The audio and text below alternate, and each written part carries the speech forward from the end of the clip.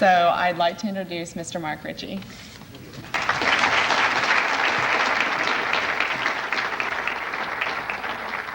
Thank you, Sarah. And I want to very sincerely thank those of you who've put together the Lou Douglas series and for your commitment to bringing ideas and bringing vision and also of making something happen in the memory of someone that contributes on into the future. I was very fortunate to have dinner this evening with some of the people active in presenting the series and making it happen, and was very inspired a little bit for my own life that people can think into the future and make plans and make things happen that they know will go on and on far beyond them. So for me, I'm very honored to be here this evening. I'm going to be addressing the potential implications of these global trade negotiations that are taking place. But before I do that, I want to lay some background, because I think these subjects, these questions of international trade, of international economics, of things that are happening overseas and in other places, often we sort of drift off. It seems very complicated. It seems very outside of our day-to-day experience. It's hard to know what exactly or how exactly they affect our lives, but somewhere we know they are important. So I always begin with a little history, because I think it helps position us, and then try to move into some of the specifics. And then I'll be trying to discuss this in a broader context of where we are now in our economic situation and how we might begin to see people involved in setting some of these directions in making a difference into the future. The specific negotiations that we'll be focusing on primarily tonight are around the General Agreement on Tariffs and Trade, or GATT. And although there are other negotiations that are between two countries, binational negotiations that are quite important, that I will be referring to this evening to a certain extent. For example, our talks with Mexico right now. The General Agreement on Tariffs and Trade is the really only true multilateral or global trade agreement. It started back in 1947 when a group of nations gathered in Havana, Cuba. Their basic fear was that the chaos of unregulated world trade, which they believed had been a big factor in causing both the First and Second World War, that following the Second World War, that this situation would repeat itself. The nations would attempt to use subsidies and tariffs and barriers to compete with each other, a policy they often referred to as beggar thy neighbor, and that ultimately this would lead us back into the kind of international tension, the international crisis that they saw as very detrimental to trying to move forward to avoiding another world war. It was just a small group of countries, although quite powerful, that gathered in Cuba, and they had a very broad vision of a very international organization. In fact, they called it the International Trade Organization, or the ITO. And it involved and included many things that would have set a stage for developing peaceful trade relations among nations. Unfortunately, this grander vision was not accepted, particularly the U.S. Senate was quite opposed. But one element remained, survived, and has continued and grown to today, and that was the General Agreement on Tariffs and Trade, which was originally just a side agreement. There were two trends, or two visions, that came into the writing of that first General Agreement. One were people who wanted a set of rules and regulations to guide world trade. Trade is the activity that multinational companies and state enterprises do in importing and exporting. And they felt that this activity and those corporations or state enterprises needed rules that could create something of a level playing field. But the other trend that was part of this negotiations, or part of this planning, was to try to find some way to limit or to control or regulate the ways that governments could intervene in trade. There was lots of experience with governments trying to boost trade from their nation, or trying to block imports. So this GATT negotiations that started in 1947 was really aimed at finding rules and regulations to try to create a more peaceful, more orderly, more standard and understandable, the word they used to use and still use today was transparent, international trading regime. Those rules that were founded in some ways have remained fairly stable. But roughly every 10 years, there are new developments in the economy, new developments in the world that have demanded that those rules be renegotiated. And the countries gathered together in what's called a round of negotiations. And in fact, in 1986, in Punta del Este, Uruguay, the nations gathered again to kick off what has been called the Uruguay round, which we're in the middle of or near the end of right now, to renegotiate those rules of trade. We're actually, although this lecture was planned a long time ago, in the last 2 weeks there's been a kind of a general consensus decision made that they're going to in fact complete these negotiations this year.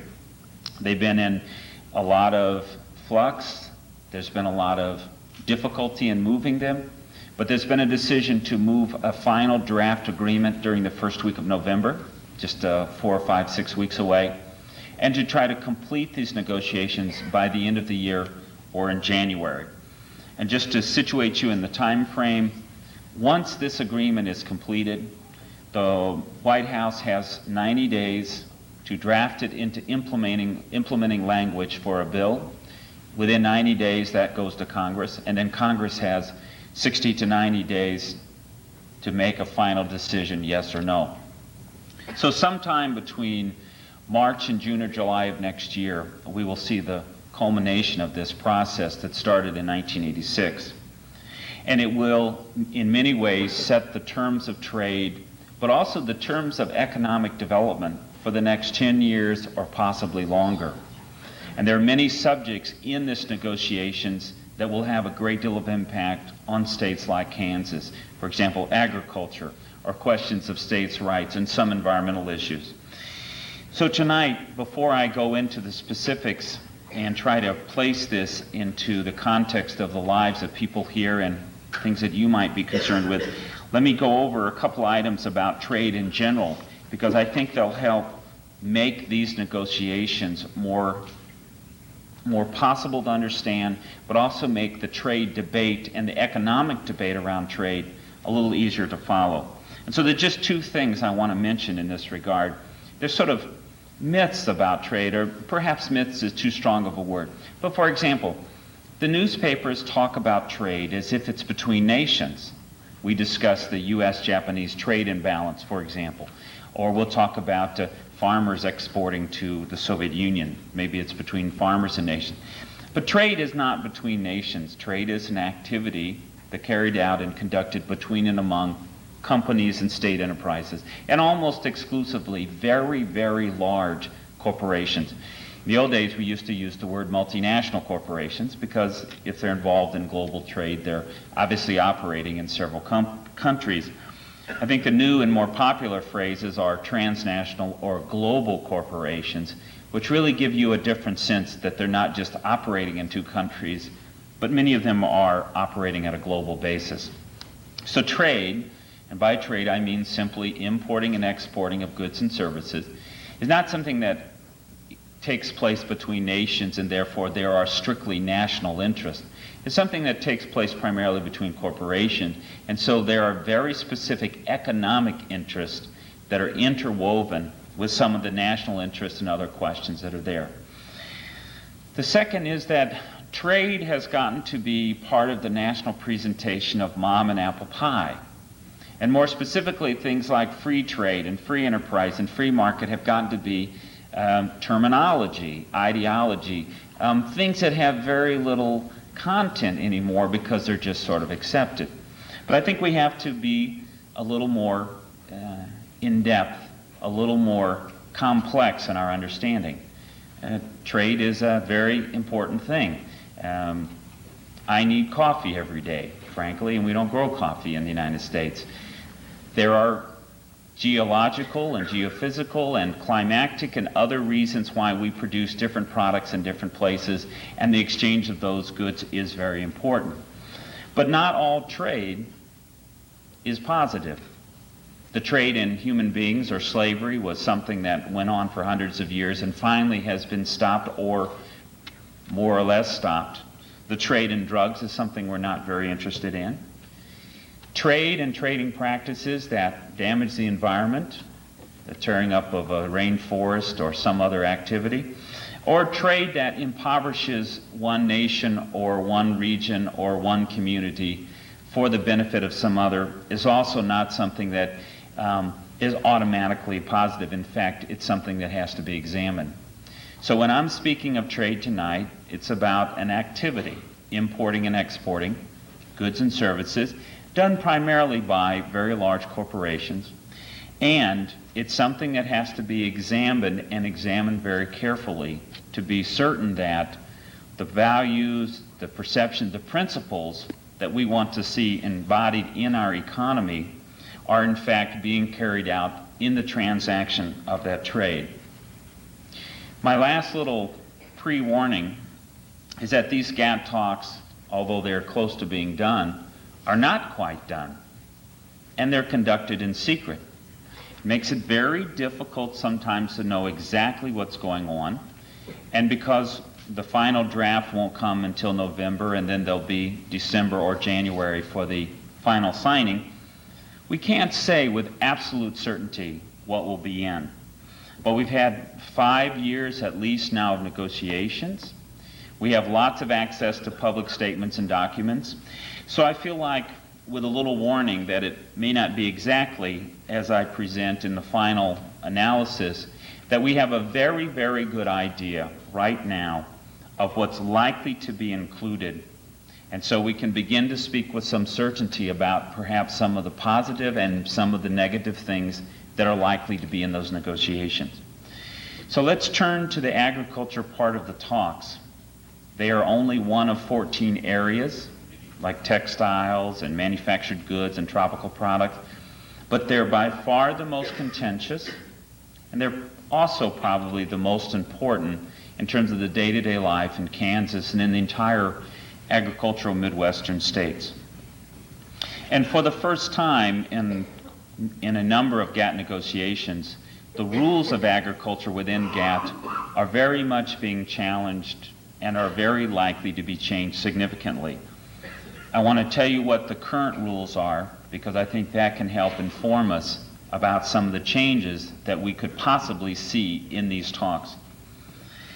In 1947, when GATT was founded, the U.S. government, particularly from the U.S. Department of Agriculture, argued that there needed to be special rules for agriculture, that it wasn't like shoes or manufacturing a shirt, that there were biological processes involved, that food was a basic human need, that food security was a national security issue, and in fact won the day in that argument.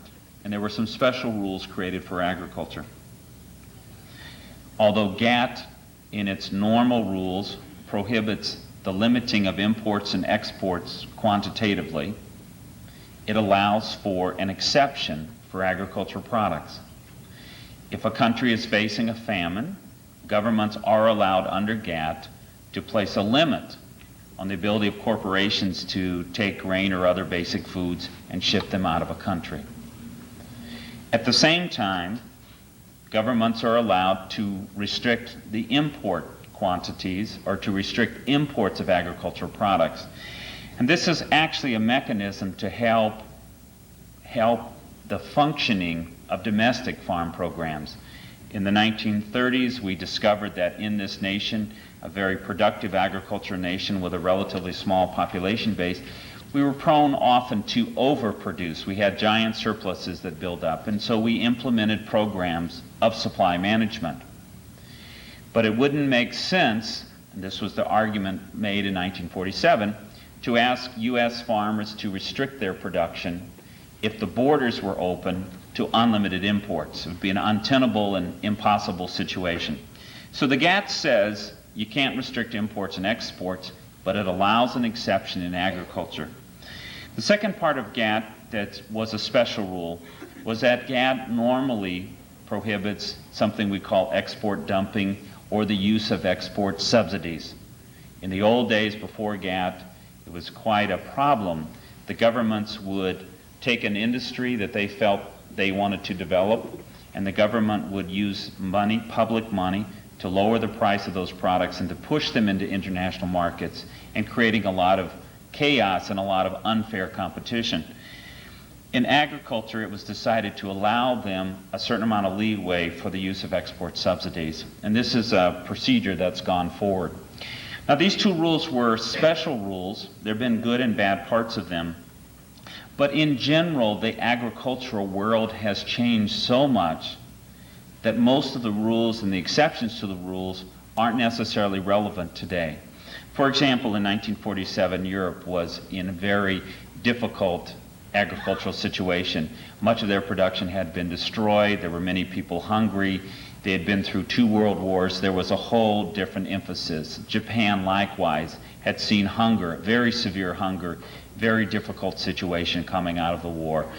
In fact, we were imposing a constitution which would institute land reform that would essentially change the face of Japan. Also in Taiwan, also in Korea. So in 1947, the world was one way. Many things have developed since that time. And in the early 1980s, it began to be part of the international trade discussion that it was time to redo the rules of agriculture within GATT. The minute this came up, it was a big controversy. Many third world countries are very concerned about building their own food self-sufficiency, were nervous where this would go. Japan, who has seen an erosion in their own food self-sufficiency, especially in rice, was very afraid what this might mean.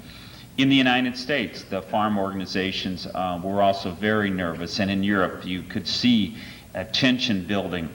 But in 1986, when the GATT was officially kicked off, the Uruguay round negotiations, agriculture was front and center. It was going to be debated, it was going to be discussed, and it kind of launched a very global and very important debate. But the first proposal, the first plan that was put on the table that now guiding the negotiations at this moment did not come until July of 1987. And I was very fortunate, just coincidentally, to be in Geneva when the US government brought their first plan in 1987. And they called it the Double Zero Plan, or the Double Zero Proposal. The Double Zero meant that they wanted to, within 10 years, have all countries totally abolish their import and export controls. And the second zero was that within 10 years to have countries totally abolish their domestic farm programs. The third element of that proposal ultimately came to be called harmonization, and it dealt with imported foods and food safety standards. But let me give you just a little capsule of what this proposal, the Double Zero Plan, implied for us here in the United States. If we were to move to zero import and export controls, there are a number of important farm laws, farm programs, which would be abolished. Section 22 of the Farm Bill is the section of the law that allows for import controls on things like wheat and cotton and other basic agriculture products, dairy, for example. We have a Meat Import Act, which is a law which allows the U.S. government to restrict or control the amount of beef coming into the United States. That program would also be abolished. We also have in the past, on occasion, implemented export bans or limits. We had a very severe shortage of soybeans in the early part of the 70s, and the United States restricted its exports of soybeans. So this would have a very dramatic effect on some existing U.S. laws. Likewise, if in 10 years all domestic farm programs were eliminated, this would also be quite dramatic. We have a wide range of agricultural policies, and tonight's lecture isn't on agricultural policy, but I'll just throw out some of the names. The deficiency payment program, the loan rates, various programs that we use for encouraging soil and water conservation. The goal was to eliminate these over 10 years. The third part, those were the two zeros, the harmonization, was a very dramatic proposal, which said that notwithstanding the consumer and environmental safety laws that U.S. farmers and U.S. food manufacturers have to follow, that imported foods would not be held to the same standards. The standards applied to imported foods would be global standards, and those standards would be set by this fairly obscure agency in Rome called Codex Alimentarius. It's an agency, quasi-agency of the UN that's basically made up of representatives from various food industry and agribusiness sectors. Been around for a long time, but never has had a lot of authority. But the plan would have created more or less a two-tier food safety and environmental standards procedure. U.S. farmers, U.S. food manufacturers would operate under the laws of the state or the locality or the federal government, but imports would not be held to the same standards, but would be held to other standards. There was a pretty sharp reaction to this proposal, as you might imagine. For example, for farmers in the United States who've been building up their herds and developing the cattle industry, the idea of unlimited imports of beef was quite dramatic because they knew it would be a very dramatic downward pressure on their prices. Wheat farmers, other farmers who were out there also knew that they were being held to new, more strict environmental regulations.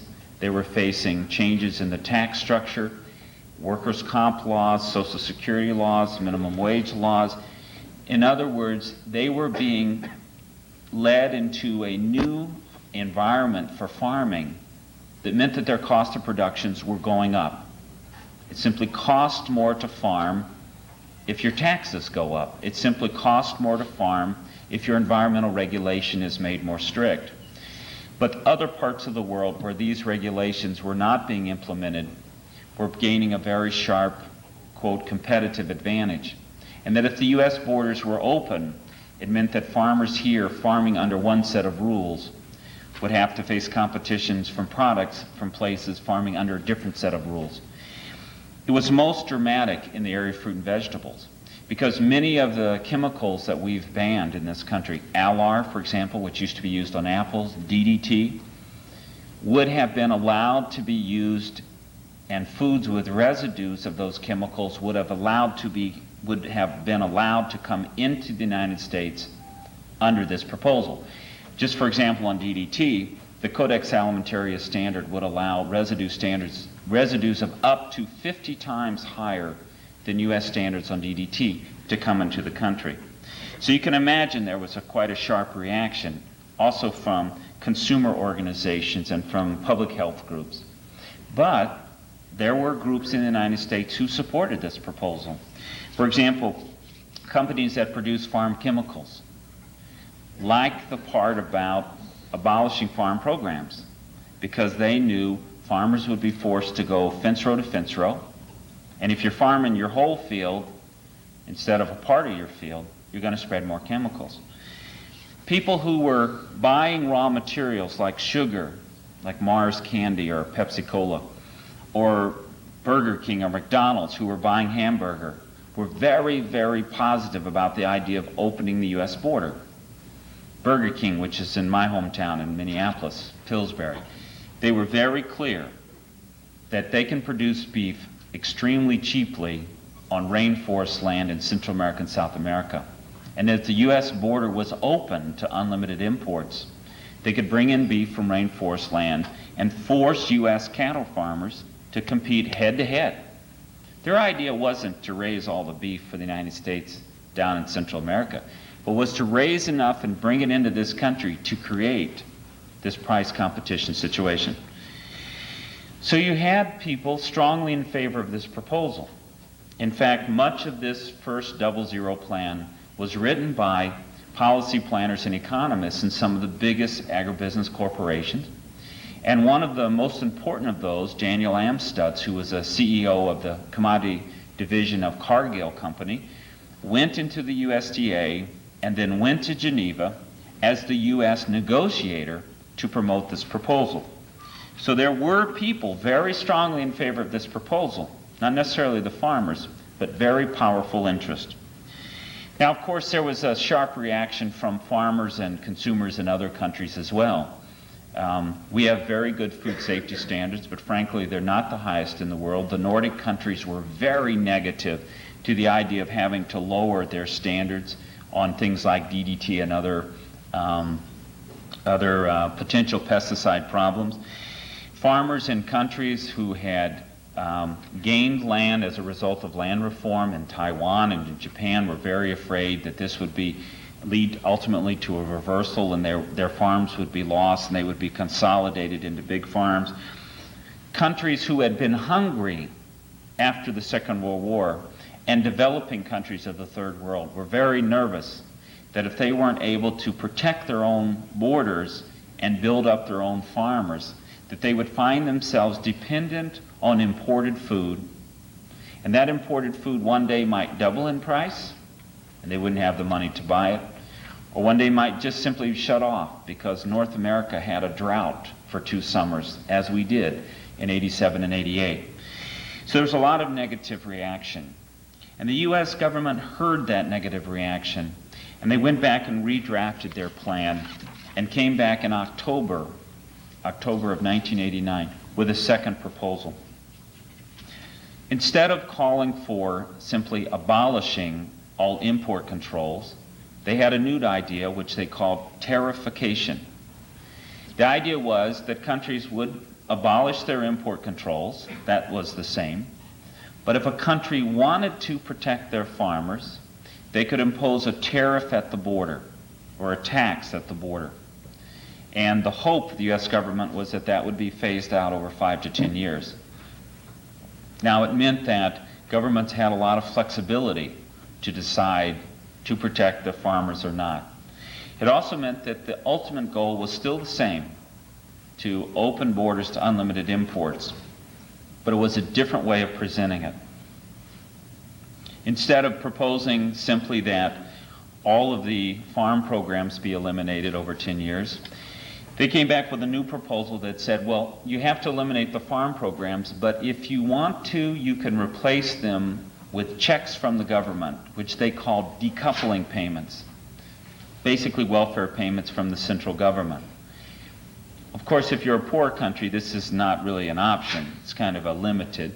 But also if you're the United States with an incredible budget deficit and a kind of reluctant Congress and whatever, it's also a pretty tough thing to sell. And I think for most farmers, the idea of not getting paid for their crop, but sort of getting a check in the mail from the government didn't sit very well easy. But it did, again, put in that flexibility factor that would allow some governments, if they had the money, like Japan, like Europe, to be able to live with this potential proposal. On the question of food safety, the proposal remained the same. The replacement of current U.S. standards on imported foods with global standards. This second proposal of the United States has been part of the major debate, has been very influential, and it's been part of an overall package of negotiations that we're beginning now to see the outcome of. And I cite those proposals only because they give you some background, because this is a negotiations, and what will come out in the end won't be exactly it, but these will be pieces. Over the past week, we've been able to piece together those things that we now believe will be in the final negotiations, and it's on the basis of that that we can start to understand the potential implications for Kansas, for farmers, for other people who are concerned about these issues. There are essentially 4 major points, let's say 5 because of harmonization, that we've identified will likely be in this final package. The first one is there's now a general agreement that tariffication will be a central element of the final proposal. There is some debate over how it will be implemented, but we are now assuming that things like our Meat Import Act, our Section 22 laws will be challenged, potentially eliminated, and we will see an eventual move to opening U.S. borders to unlimited imports of these products. The second one is a requirement for a minimum import access. GATT has a bias towards increasing the volume of trade, and they're not actually very particular about what kind of trade. One of the things they want to require in this package is that nations commit themselves to importing between 3 to 6% of their domestic consumption, whether they are a surplus producer or not. You know, we use this term coals to Newcastle, but I just try to imagine importing wheat into Kansas or dairy products into Wisconsin. That's the proposal, is that even if you're a surplus producing nation, you will still commit yourself to a minimum level of imports between 3 to 6%. Right now we import about 2% of our dairy, so that's, roughly speaking, 3% would require an increase of 1 billion pounds of dairy products imported into this country. I don't know how many of you are dairy farmers or have dairy farmers in your family, but dairy farm prices have been the lowest in a long time for this past year.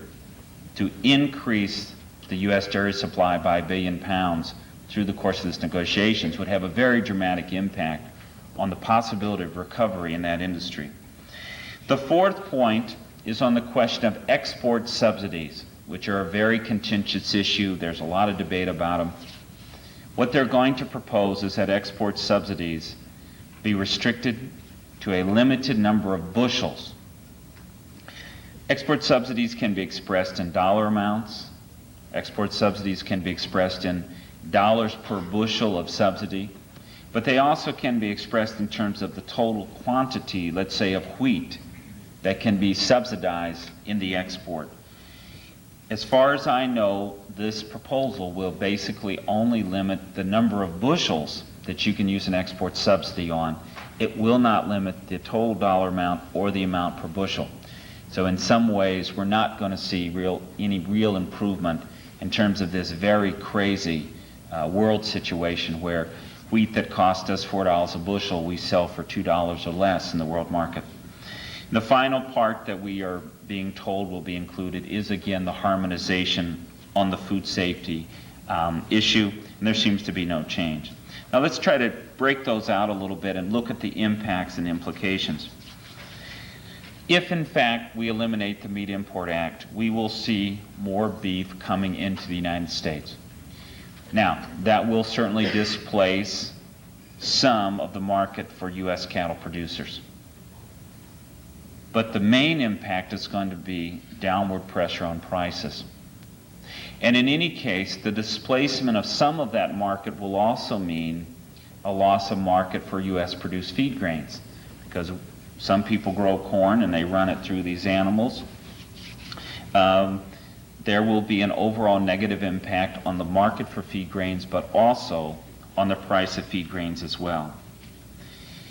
Now, we'll also be opening our borders to unlimited imports of wheat and other crops as well under this proposal. In the current U.S.-Canadian Free Trade Agreement, we've seen a big influx of wheat. We live on the Canadian border. I live up north. We've seen a very dramatic downward pressure on our prices. I'm assuming you felt the same here in Kansas. It should be fairly clear by now that if we open our borders to unlimited imports of wheat, even though we are a giant wheat-producing nation, we're going to see further downward pressure on those prices. The limiting of export subsidies to a certain number of bushels, I'm afraid, will not help the process of trying to raise global world prices. The failure of the GATT to talk about limiting the dollar amount of export subsidies means that we could see subsidies even higher than they are now, but they would be limited to a certain number of bushels.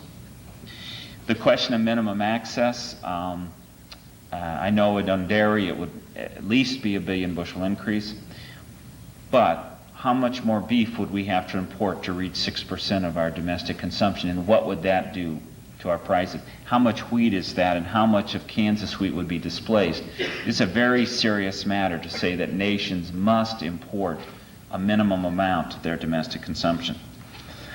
And the question of harmonization, I mentioned this earlier, that it's very, very unfair to require our farmers and food processors to compete in our own market with products produced under different rules of food safety and environment. But I think there are other problems as well, and I'll just mention one of them. I live in a dairy state next door to Wisconsin, a big dairy state. We have surveyed consumers repeatedly on the issue of the bovine growth hormone, the BGH or BST. It's this drug that you shoot cows up with, and the cows get hyperactive and produce more milk until they drop. And the consumers have said every time, We will buy less milk, we will buy less dairy products if there is this hormone in our milk. 68% on the last survey we did. Farmers know that if that drug is used, there's going to be a falling off of consumption of dairy products. At this moment, bovine growth hormone is legal and is being used in Mexico. The Codex Alimentarius rules that are being proposed as the new rules for imported food would allow dairy products to come into the United States with bovine growth hormone, no matter what our law is here. In Minnesota and Wisconsin, we've put a moratorium on the use of this drug because we were worried about the impact on the consumer market. But we can do that, and we can have our little law. But if consumers become aware of the fact that dairy products and milk can come in from Mexico with BGH, we're going to see a negative consumer reaction on dairy products in general. And it won't matter what we do in Minnesota and Wisconsin, because we will have that impact on consumer safety, consumer consciousness as well.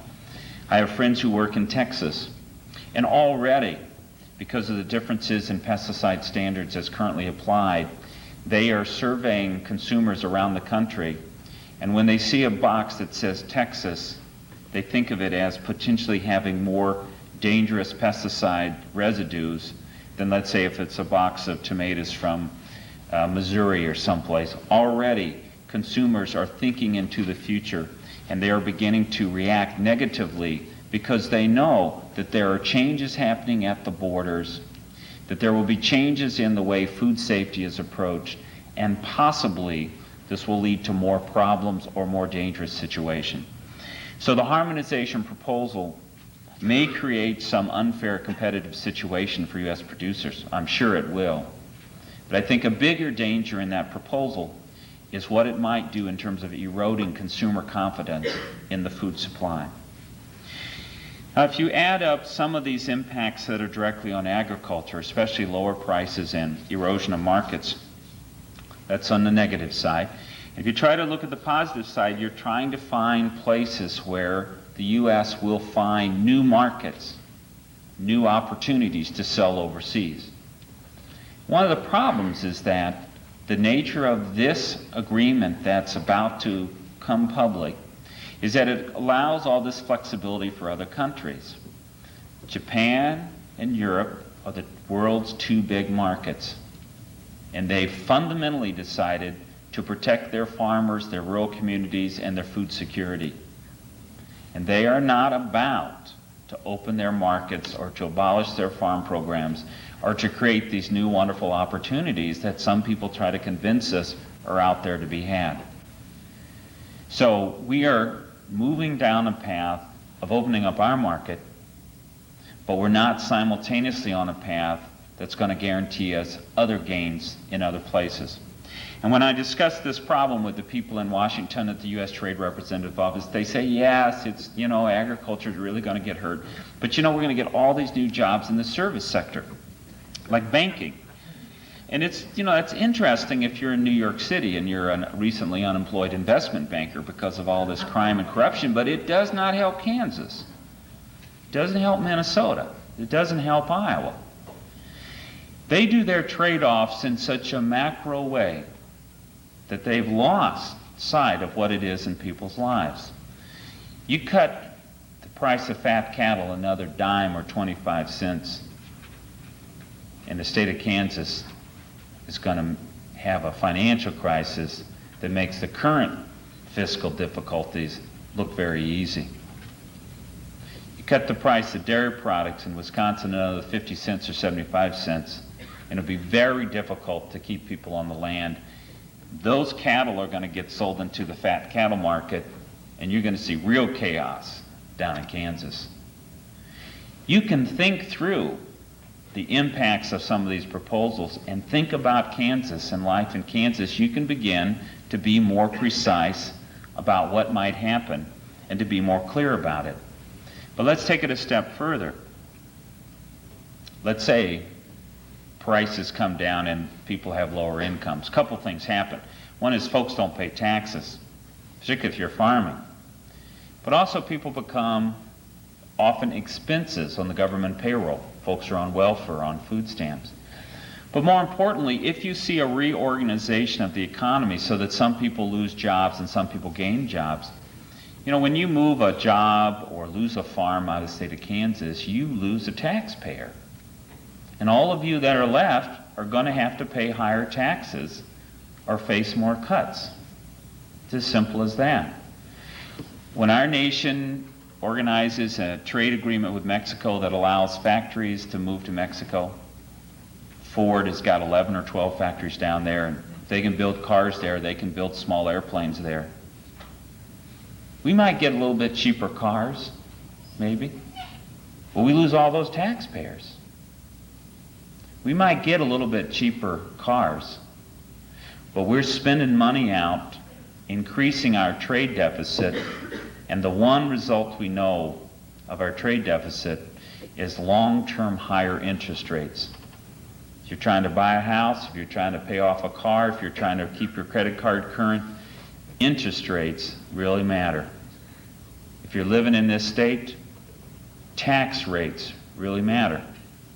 And so there's a kind of a macro trade-off where people try to convince us that, well, if you move this production to overseas, there'll be cheaper products and so on and so forth.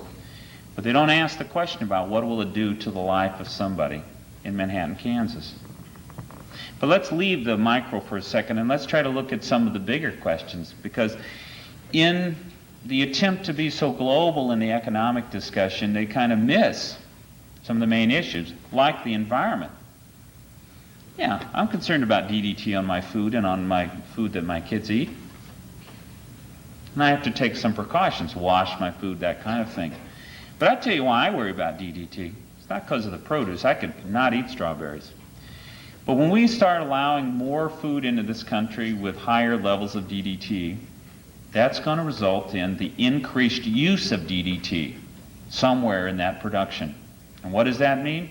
One thing, it means some factory's got to make it, and some workers have to handle it, and somebody's got to truck it, and somebody's got to suffer the spills. But I'm a long ways away from there. I'm up there in Minnesota. But what I know is that DDT, when used, goes up into the atmosphere, and it comes up, and it comes down into Minnesota, into the lakes. So the fish now have DDT levels, and they're rising again. And the fish get eaten by some of the wildlife, and the deer start to build up DDT levels, and all of a sudden, our pristine little blue lakes in northern Minnesota are seeing increased levels of DDT. So if you start the process of weakening environmental standards and start the process of increasing the movement of goods around, tomatoes or whatever it is, you set off chain events in the ecological environmental area that people haven't even begun to think about. One of the goals of the U.S.-Mexico agreement, which is nested within these GATT talks, stated to one of your own state farm leaders by the U.S. Embassy in Mexico, is the elimination of 95% of the Mexican farmers. Now, I'm not even going to discuss the social question of pushing people off their farms or whether the U.S. has any business deciding if we should be throwing farms. I'm going to set aside the moral questions for just a moment, although it's a little hard to do.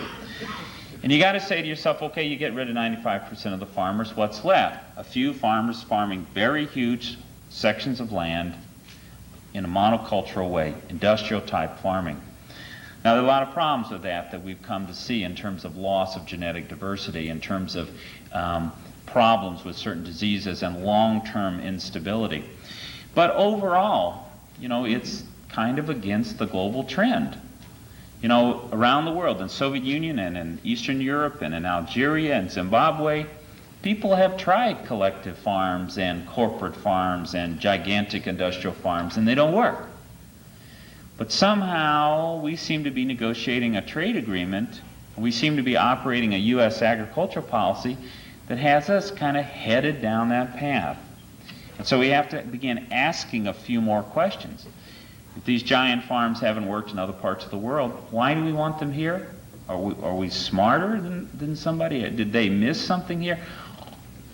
We have to ask ourselves, what are these macro policies that we're pursuing within these trade negotiations, and how might they affect our lives?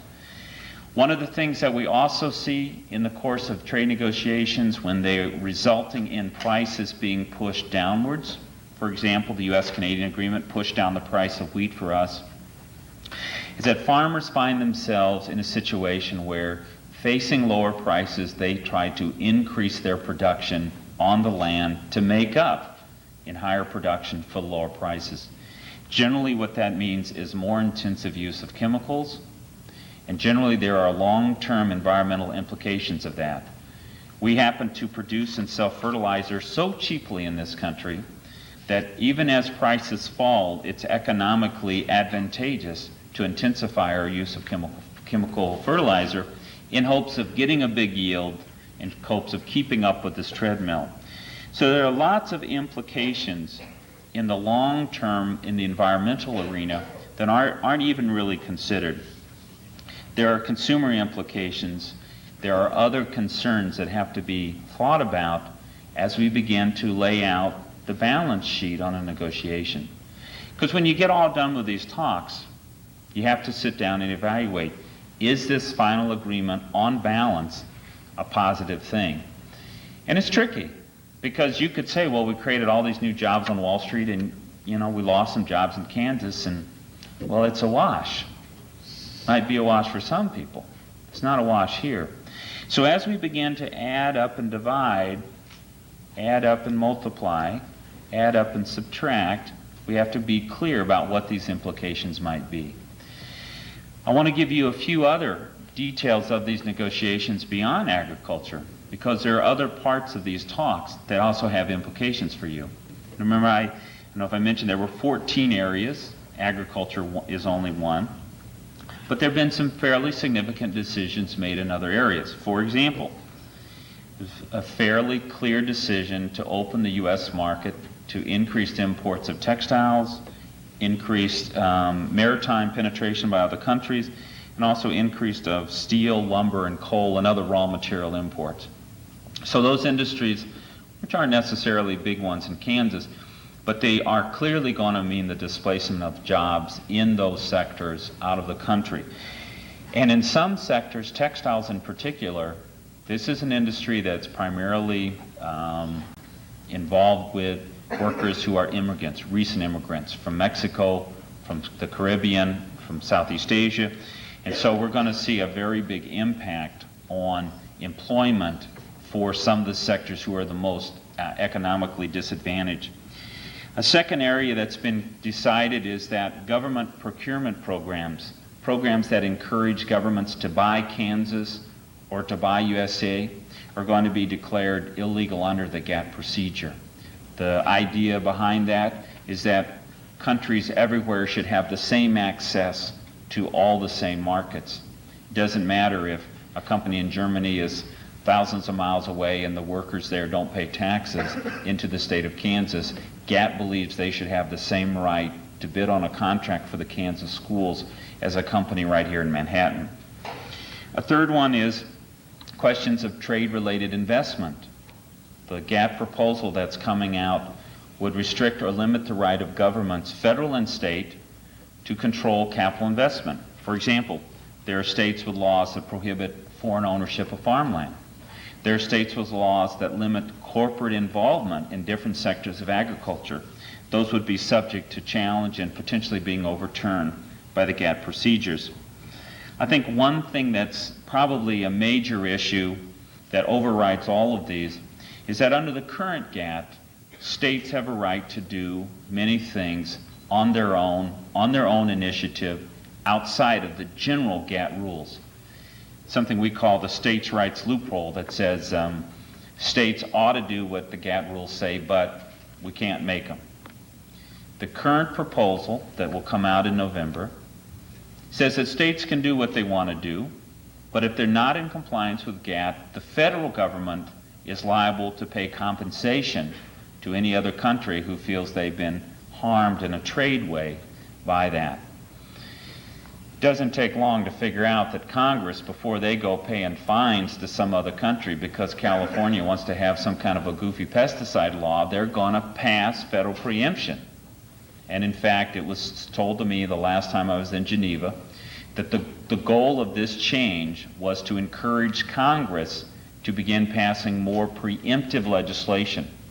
the way our government is structured at the moment, if the federal government has not taken itself the authority in a certain area, it remains in the hands of the states. But when the federal government takes that authority, it then becomes preempted, and state laws are preempted by federal power.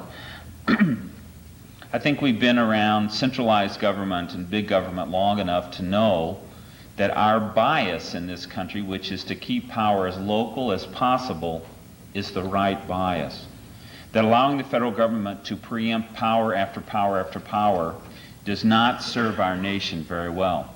But in fact, this GAP proposal is aimed at countering that bias that we have so that it encourages the federal government to essentially have to preempt or face the payment of fines or some other compensation to other countries on this basis.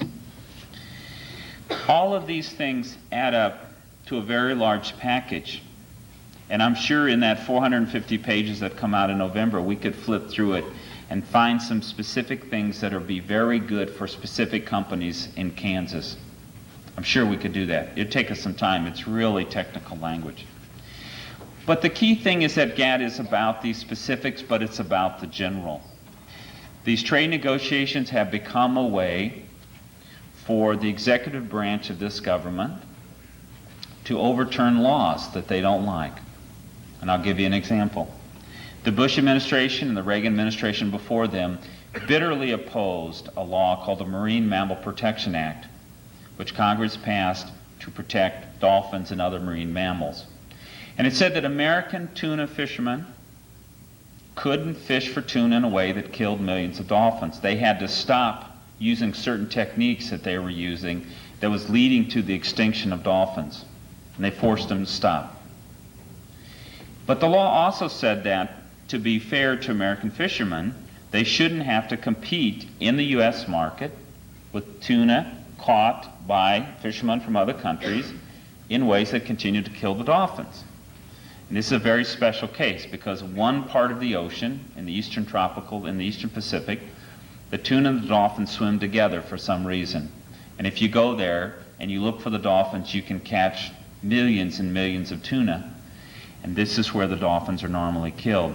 So the law said that if a country does not take steps to reduce the kill of dolphins, the U.S. government takes the right to prohibit the importing of tuna from that country. For 8 years, the U.S. government, the Bush and Reagan administration, refused to implement the law. I mean, it got silly. I mean, it's a law and order issue. It's an absolute refusal to recognize that this law was passed and it's supposed to be enforced. Those guys are up there swearing that they're there to defend the Constitution and enforce the laws of the land, but that's just not the case. If they don't like the law, they refuse to enforce it. And finally, a judge in San Francisco last year said, you must enforce this law. The Reagan administration had gotten around this, but finally this judge says the law is here, it has to be enforced.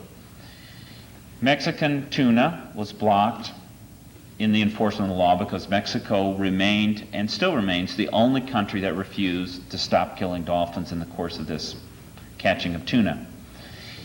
The Bush administration then went to the Mexican government and said, look, we can't get them to change this in Congress. You go to GATT and file a complaint against us, and we'll let the GATT overrule this law. So Mexico filed a complaint, and we actually last week got the pleadings, and you can see what a weak defense the U.S. government put up. It was ridiculous. And lo and behold, and what a shock, GATT ruled that the U.S. law was not legal under GATT rules. In fact, they even went further. They said that you could not use trade-related sanctions in an attempt to enforce any procedure or any concern beyond your nation's borders. For example, we have a law, Jackson-Vanik, that says that if a nation is a very, very blatant violator of human rights, we reserve the right to deny them most favored nation status.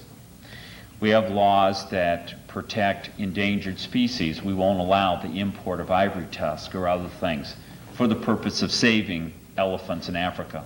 All of these kind of laws were declared illegal under the GATT. I'm not sure the Bush administration meant to go that far, but in some of the comments made by John Sununu, it's possible that they saw this as a chance to not just go after the Marine Mammal Protection Act, but to go after some of these other environmental laws as well. The second thing about GATT is that in the overall analysis, we don't know if it's going to end up in increasing or decreasing the nation's trade deficit. And as much as the GATT negotiations are important and help to clarify some rules and so on and so forth, we have a very specific problem, which is we have a gigantic trade deficit. We're talking about opening our borders to more imports, so I'm not sure what's going to happen. But these GATT negotiations are not in any way conducted to address the nation's number one trade problem, which is the trade deficit. And all we can see is very little progress on that, and a continuation of the need of our nation to borrow in international and national capital markets to cover that deficit, and that rising cost of interest to accompany this until we straighten this problem out. So GATT might do a lot of things, but it's not aimed at addressing what's really our nation's most important trade problem. And the final thing is that this GATT is being designed in a global context. They think it's absolutely fine to create service sector jobs in New York as a trade-off for textile jobs in Georgia and family farms in Kansas. Unfortunately, our national life isn't organized to allow us to absorb those kind of shocks very easily. And I think it's in that way that GATT is a kind of a large and very crude negotiations, many areas, many topics, many countries, has a difficult time of seeing and understanding and feeling what the actual impacts are or might be at the local level. There may be some positive benefits, and again, I'm sure if we look through them, we will find them. But they're positive benefits for whom? Japan might be forced to open up their market to buy some more wheat, but will it come from Kansas or will it come from Australia? U.S. food companies are going to be able to import cheaper sugar or hamburger for fast food restaurants, but who is it going to benefit? Are we going to see cheaper hamburgers at Burger King? Are they going to lower the price of Pepsi in the vending machines? I don't think so. The financial district in New York City might see more jobs. Might. It's hard to tell. But I'm not sure what that does for Manhattan, Kansas. I don't fault the Bush administration for pursuing these policies because they're absolutely clear about whose interests they're representing. And they're doing a good job of it. My argument and my beef is with the Congress, who is there elected to represent our interests. But more than that, if you go back to the Constitution, there's a lot of wisdom forged and melded into that Constitution. The framers said two things very important. Number one, Congress is responsible for trade policy. And number two, when you have a treaty that hands over part of the national sovereignty to other countries or to a global bureaucracy, it needs the support of the nation. It needs a 2/3 vote of the Senate to be approved. So they knew that Congress had to take responsibility. They knew that trade agreements and treaties were very important and needed national support. But somehow this has gotten lost. I'm not sure where Congress went awry in many other arenas, but somehow they've sort of let the trade agenda go. Instead of Congress being responsible and requiring a 2/3 vote to pass a treaty, they incorporated a new rule called fast track. The president negotiates trade agreements in secret. They are brought to the Congress fait accompli, completely done. Congress is not allowed to make any amendments. Debate is limited to 20 hours. And it's a simple yes or no vote and only takes a simple majority to pass. This, from my point of view, is turning upside down the wisdom of the framers of the Constitution, who said that Congress was responsible for trade policy and that treaties required a 2/3 vote. It has, in a sense, subverted the original intention of the Constitution. It's now the final few months of these negotiations. And they're going to set the rules of trade for the next 10 years, perhaps longer. And it seems to me that it's this moment when people have to start the process of recapturing and reshaping the democratic tradition on some of these economic questions like trade. Congress is going to have to vote on this, but will they ever have read it? Will they ever have to answer one of your questions about how will it affect cattle producers? Will they ever have been forced to consider, now, if this was done a little different, it would be better for Kansas, not necessarily just good for New York City? Will they ever be pressured into taking the step of saying, hey, hold it a second, this section here is terrific, this section here is a disaster, and what about this? This seemed to have been forgotten. I don't know. But I imagine they won't go through those procedures or those steps or those questions unless somebody's like the folks here tonight, stand up and ask them and push them and question them and write them and call them and meet with them. Politicians don't take responsibility basically on their own for making the democratic process work. I hate to say it, but probably the less they hear from us, the better their lives might be. Less meddling by the people. But the truth is, as we've watched this world change over the past couple years, there's been only one message that's come through all of this, and that's that democracy has to be made by the people. And if you believe that the economic security, the day-to-day life, the financial well-being of the individuals who make up a nation is the heart and soul of national security, of real national security, then it's the democratic participation of the people in demanding that the Congress take our economic security seriously and inform themselves and participate in this debate is the only way that we can actually begin to think about ensuring our future. We've watched a lot of other countries where the citizens have stood up and said, our lives are not going in the right direction. We need a democratic process to bring out those ideas that can help give us that future that we want. We're in the middle of trade negotiations that will set the economy for a long time. Congress needs to be involved, and they'll only get there if you and other people like you start to push them. If they're going to be thinking about your interest as a student, as a farmer, as a consumer, as a taxpayer, as someone borrowing money to buy a house, as someone in Manhattan, Kansas, they're going to have to be challenged, they're going to have to be pushed, and they're going to have to be held accountable. And I hate to say it, but you've only got a couple months to do it. Thank you very much.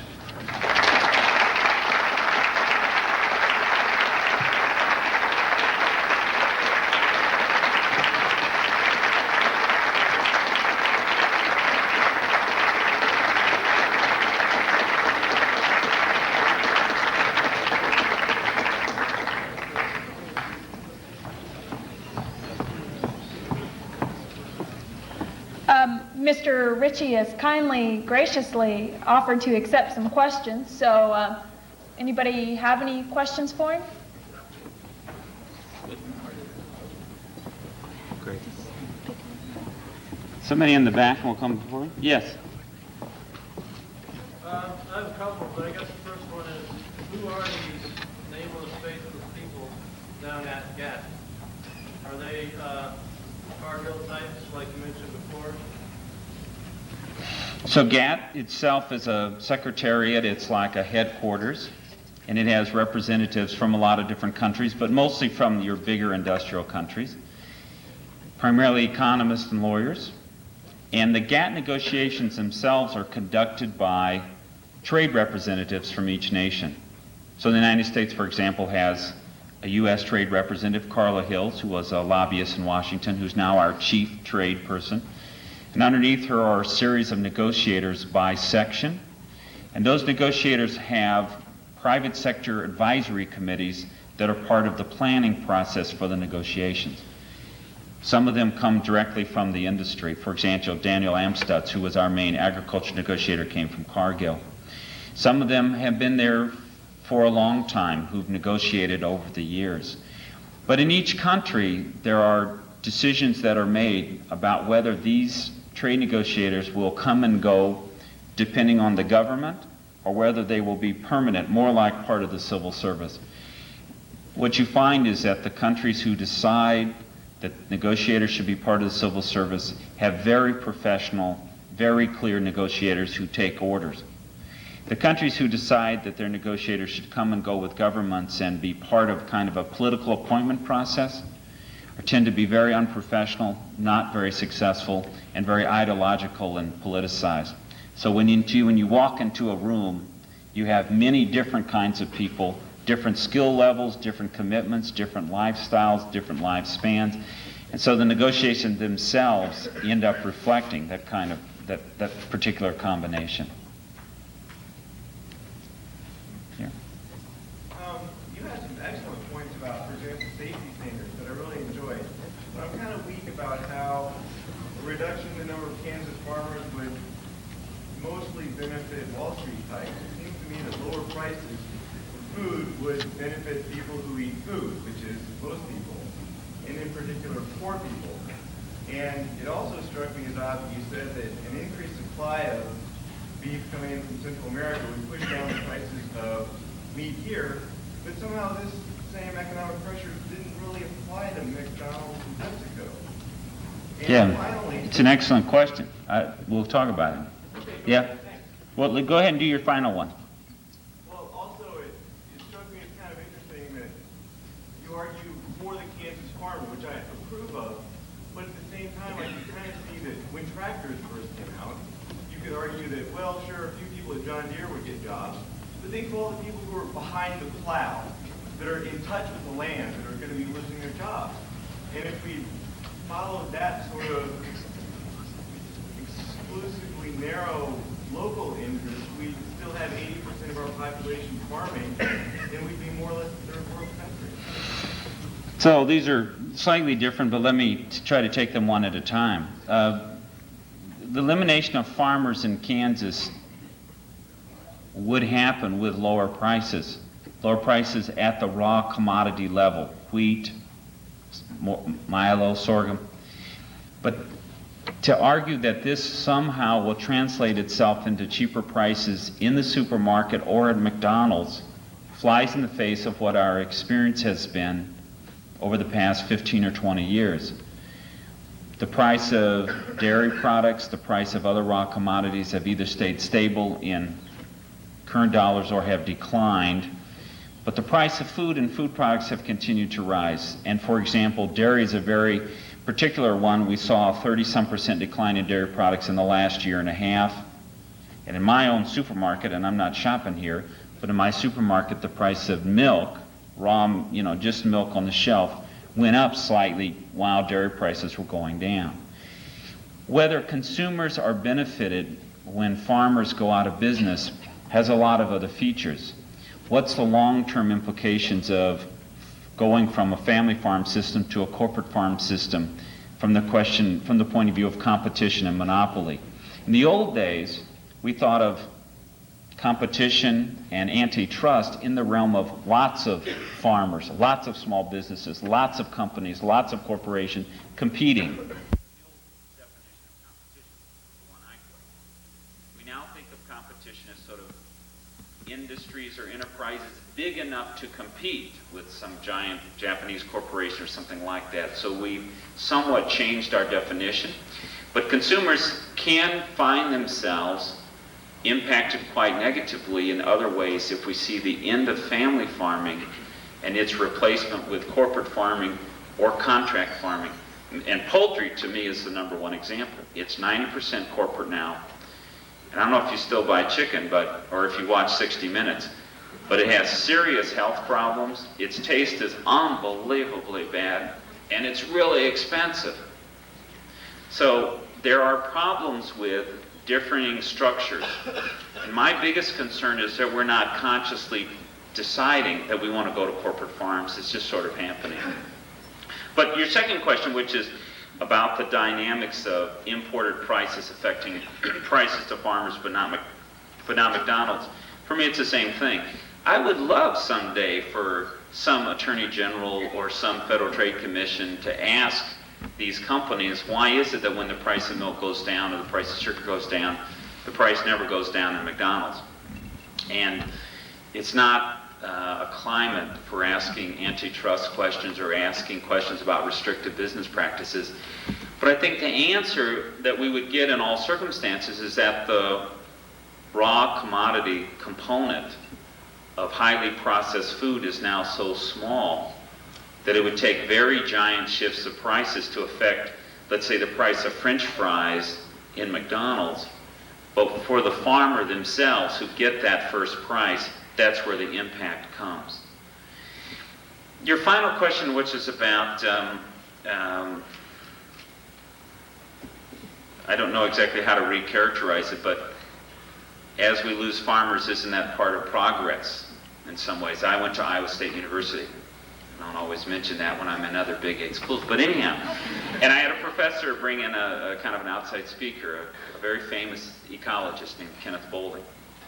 And Boulding had this whole speech about how civilization meant cities, and the fewer people farming meant the more civilized, and farmers were like toothpaste. They should be, the thinner they are, the easier they are to squeeze out. I mean, he had a whole mentality. And of course, you know, I was coming in off the farm. I was thinking, yeah, you know, they got this word farmer and country bumpkin and rural. All these things are sort of negatives. So they had a lot of forces at play to convince me that if I wanted to do something, I had to move, that farming had no future. So there were a lot of forces at play that were trying to reinforce the notion that fewer farmers was a better approach. And we've gone down that road. And the thing that we found is that other countries who went down that road before us and collectivized or made giant farms ended up not being happy ultimately with that outcome. And also in some other countries, the dynamic of urbanization became the most important cultural dynamic, and it turned into kind of a social and ecological nightmare. So I'm certainly not one to argue about the wonders of finding some other way to detassel corn. I remember crying, sitting at the end of mile-long rows after detasseling when I was this tall, crying because it's terrible work. So I'm not one to argue that hard labor shouldn't be replaced. But as someone who walked soybeans to go to college, for me to drive by and see kids sitting on a boom shooting very dangerous chemicals at little weeds, and to think about that as progress is not progress to me. It's a big step backwards. It's dangerous, and I don't know where it's going.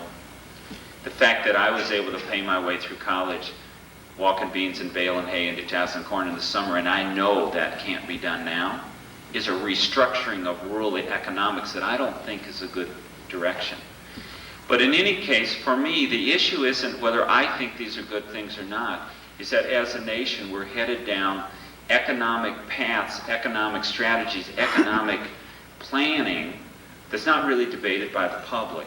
We haven't debated whether we want to open our borders to unlimited imports and go at it, or we haven't debated whether family farmers should be replaced by feedlots. We haven't had an economic debate in this country. And in my better days, I'm always thanking George Bush for putting GATT and this U.S.-Mexico talks and things on the national agenda. Now, he would prefer it wasn't debated, but he has created a debate that for me is one of the most positive developments. And so my view and millions of other people's views need to be churned around this crucible of democracy we have here, and let's go forward. Fortunately, we did have tractors, and I'm the first one to love tractors and like driving them around. And I think probably people did lament the loss of horses and that kind of thing. But I don't think we're talking about holding back progress. I think we are talking about beginning to define progress in a conscious way. Lousy, hard, pink tomatoes picked by machines ain't progress. And so we have to define progress. Here, down here, yes? Yeah, I have two questions. One is,